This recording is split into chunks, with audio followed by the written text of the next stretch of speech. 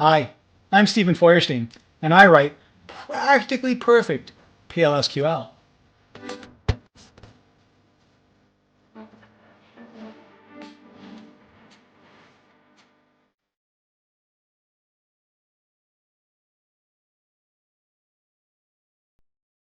So the agenda for this particular lesson is, of course, to first talk about what is dynamic SQL, what does it mean, talk about why and when you might use dynamic SQL. We'll talk about the different mechanisms for implementing dynamic SQL in PL SQL, mainly native dynamic SQL and DBMS SQL. We'll take a look at the 4 different methods of dynamic SQL and why they're of use to you. And then I'll review the topics in the series. So what is dynamic SQL? Well, let's first of all do a little parsing of that phrase, dynamic SQL. First of all, the SQL refers to the structured query language, which I hope you're all familiar with. That's another assumption of the class. But let's take a look at the word dynamic. In general, in the context of software, when you see the word static, what that means is that it's referring to an action that's performed or set at the time of compilation. And dynamic refers to an action taken when the application is running. So static equals compile time, dynamic equals runtime.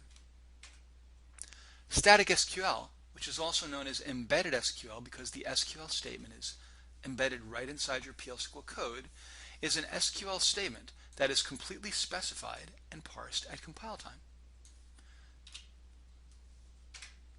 Dynamic SQL refers to an SQL statement that is not completely specified at compile time and therefore cannot be parsed until the time of execution. So there's something about the SQL statement. It could be the name of the table that you're working on. It could be the fact that it's a DDL statement that is not supported as native SQL in PL SQL. You cannot fully specify it and have the Oracle compiler pass it to the SQL layer for parsing at the time of compilation. Instead, it has to happen at the time of execution. Usually you need to get some information from your users to complete the SQL statement. So that's the basic difference between static and dynamic.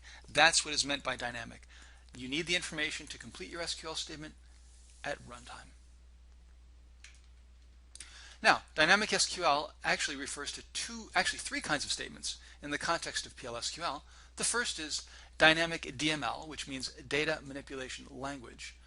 Officially, this includes select statements, deletes, inserts, updates, merges, and so on. Usually we use the word DML to refer to the change statements, delete, insert, and update. But officially, DML also includes select, so dynamic DML, dynamic DDL, data definition language, statements like drop a table, create a procedure, the things that actually modify the structure of the database of your structures in your application, dynamic DDL, and finally, dynamic PLSQL, so anonymous PL SQL blocks that are constructed, compiled, and executed at runtime. Here are some simple little examples of the difference between these. Dynamic DDL, I construct a drop statement, drop the specified type for the specified name. That's a DDL statement, and it's constructed as a string and then executed at runtime. And then dynamic PL SQL. Here's an example of an anonymous PL SQL block in which I use begin end, and inside that call a procedure which is not named and not specified until runtime, and then pass in a parameter list. In all cases, when you're talking about dynamic SQL, you could refer to any of these things, mean any of these things, dynamic DML, dynamic DDL, and dynamic PLSQL. But in all cases, you're constructing and executing a string at runtime. What can you do with dynamic SQL and why should you use it? Well, first of all, you should only use it when you have to use it. If you can write static SQL, you should do it. It's simpler and it's at least a little bit faster, though the performance difference between the two is actually very small at this point.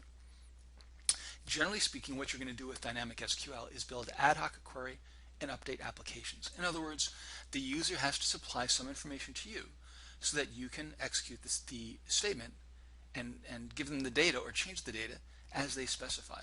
So for example, you might provide a web page in which they can specify the columns that are a part of the where clause that retrieves the data they want to see, so that they don't realize it. But as they click on checkboxes or radio groups on the page. They're actually specifying the underlying query statement. And of course, you might need to change different tables in different ways dynamically. So generally speaking, the user decides what to do and what they want to see. You can also use dynamic SQL to execute DDL statements from within PL SQL. This is not allowed natively. In other words, I can write a select statement as embedded SQL. I cannot write a drop table statement as embedded or static SQL. Generally speaking, you can soft code your application logic. So instead of hard coding all of your business rules, for example, inside your code, you could put that code in a table. And then at runtime, pull the code out of the table, construct the procedure call or the function call or the expression or block, and then execute it. So in all cases, this is pretty much done by dynamic PL SQL, which is a fairly complex topic and less routine for developers, but certainly more and more common. And another nice thing about dynamic SQL is that you can avoid redundancies in your code.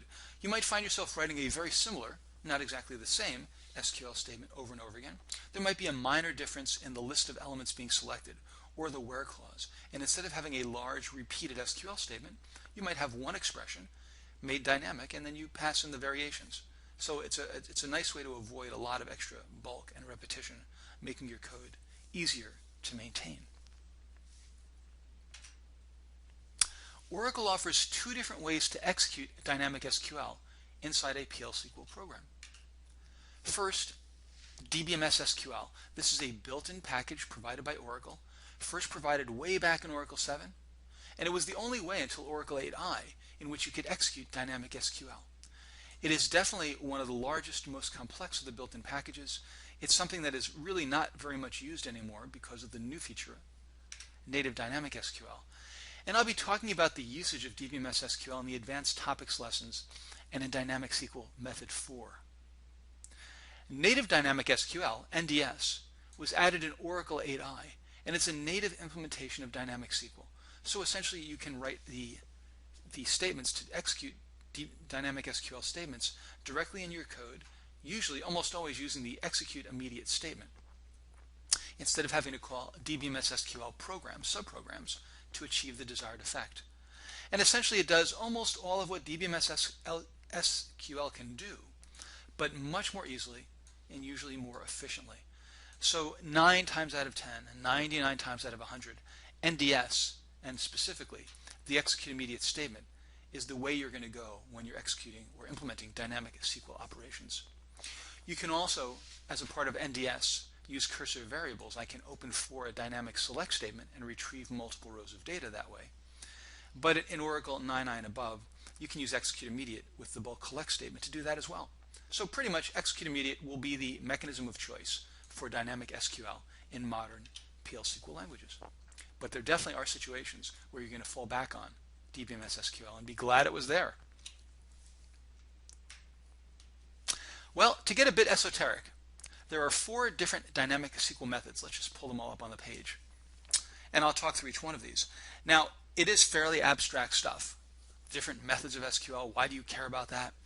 Well, the bottom line is that if you understand the differences between these different methods and you correlate the kind of code you need to write for each one of those methods, then the next time you run into a dynamic SQL requirement, you can look at it and say, well, let's see, that's a dynamic SQL method 3. And because of that, I know that I'm going to be doing an execute immediate string with an into clause. So I'll go through each one of these, but the reason it's important to know is that it will help you guide yourself to the proper implementation more quickly and more reliably than if you were just starting from scratch, analyzing each dynamic SQL situation every time. So the 4 methods of dynamic SQL, from lowest to highest, from simplest to most complex. Method 1. It's a DDL statement, so it create table, drop table, etc., data definition language, or a DML statement, by which I mean an insert, update, or delete, that does not contain bind variables. In other words, it's just a string. And in that case, you simply use execute immediate, specify the string, and you're done. It's the simplest form. Method 2, DML, insert, update, delete, with a fixed number of bind variables. Now, I'll be talking about bind variables, defining them, getting into all the details when we talk about method 2. But the basic idea is that I can take variable values in my program and bind them into my string with the using clause. So when you're executing updates, inserts, or deletes, and you have to bind in those values, you specify the using clause, and that's method 2. Method 3, I'm executing a select statement, a query, with a fixed number of expressions in the select list. In other words, at the time I'm writing my code, I know that I'm going to select just 2 columns, a string and a number, or maybe 500 columns, all strings. But I know, and it's fixed at compile time. And in that case, I use execute immediate and the into clause, just like select into or fetch into. Method 4, the most complex of all, is a query with a dynamic number of expressions in the select list, or a DML statement, update, insert, delete, with dynamic number of bind variables. In other words, at the time I'm writing my code, I don't know if my select statement is going to retrieve 2 values or 100 values. Or if I'm writing an insert, update, or a delete, I don't know how many bind variables I might have to bind in. 2, 10, 20, I don't know. Which makes my dynamic SQL statement extremely dynamic. And it makes it very difficult, though perhaps not impossible, to use the execute immediate statement to achieve the desired effect. In this case, when you're facing a dynamic SQL method 4 situation, you're almost always going to be using DBMS SQL. So that's one of the first examples we'll see where DBMS SQL is actually the preferred approach. Then there's dynamic PL SQL. When I execute a dynamic PL SQL block, and I'm honestly not sure where it fits into these different methods 1 through 4, we'll be treating it as an entirely separate topic. So method 1, DDL or DML without bind variables, just execute the string. Method 2, bind in variables with the using clause. Method 3, retrieve data into a set of variables, so I have an into clause. And method 4, anything goes, anything could be happening, dynamic DBMS SQL. So what am I going to cover in the Dynamic SQL series? Well, you guessed it. Method 1, Dynamic SQL, comes up next, executing DDL and simple DML. Then we'll take a look at Method 2, essentially the using clause of execute immediate, the binding of variables into placeholders. Method 3, executing dynamic queries and all the variations possible there. Then we'll take a look at working with dynamic PLSQL, creating and executing anonymous blocks on the fly. And then we'll get to Method 4, Dynamic SQL, the most complex type, and we'll take a look at using DBMS SQL to get the job done. From there, we'll take a look at some more advanced topics in Dynamic SQL, for example, executing very large strings, getting out information about the query your dynamic query, the different elements in the select list. And finally, well, not finally, but we'll take a look at new dynamic SQL features in Oracle 11g and finish up with best practices for dynamic SQL. So lots to cover, lots to learn, really excellent stuff in the modern world of the web-based environment in which you have a lot of dynamic aspects to your applications. So to conclude, dynamic SQL is a very common requirement in our applications. Way back when I started using Oracle, certainly you needed DBMS SQL now and then, but it wasn't a common thing. Today, because of all the variations in our application requirements, because we've globalized and universalized our applications over the internet, the applications require a lot more flexibility. Dynamic SQL is very common. And you get a tremendous amount of flexibility for our users and for ourselves, which of course you're going to be seeing as you explore the lessons. But it does also increase the complexity of our code. So there's a clear trade-off. And again, as I mentioned earlier, you don't want to use dynamic SQL unless you really need to. But when you're aware of the different types or methods of dynamic SQL, the different mechanisms for implementation, and how to write the code for each of them, I think you'll find that in general, most dynamic SQL implementations are not that difficult to do. The most challenging part is putting together the strings correctly.